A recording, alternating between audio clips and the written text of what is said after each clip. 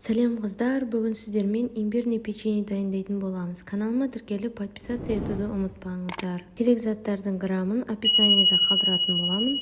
Ең алдымен таза ыдысты газге қойып, астын қосып, кішкене қантты салып, жаны еріп бастағаннан бастап араластыра бастаймыз. Яғни қант бізде толығымен еруі керек. Міне қыздар, осындай сұйық масса болуы қажет. Оның үстіне сары май мен соданы салып араластыратын боламыз. Міне осындай көпіршікті болып көтерілетін болады. Осы кезде үлкен ыдыс алған жөн.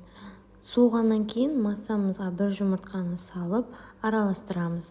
Оның үстіне ұн салып жұмсақ тесто болғанша араластырып аламыз. Қыздар, міне менде осындай жұмсақ, қолға жабыспайтындай тесто шықты. Оны 20 минут немесе жарты сағат көлемінде холодильникке немесе морозилькке салып аламыз.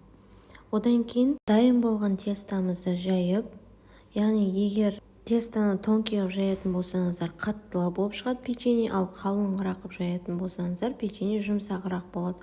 Өз қалауларыңызға қарай. Қыздар, менде осындай бірнеше көлемде печеньелер шықты. Оны пешке салып алатын боламыз.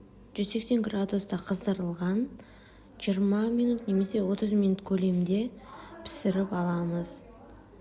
Дайын болды мен печеньем. Каналыма тіркеліп подписация етуді, лайк басуды ұмытпаңыздар.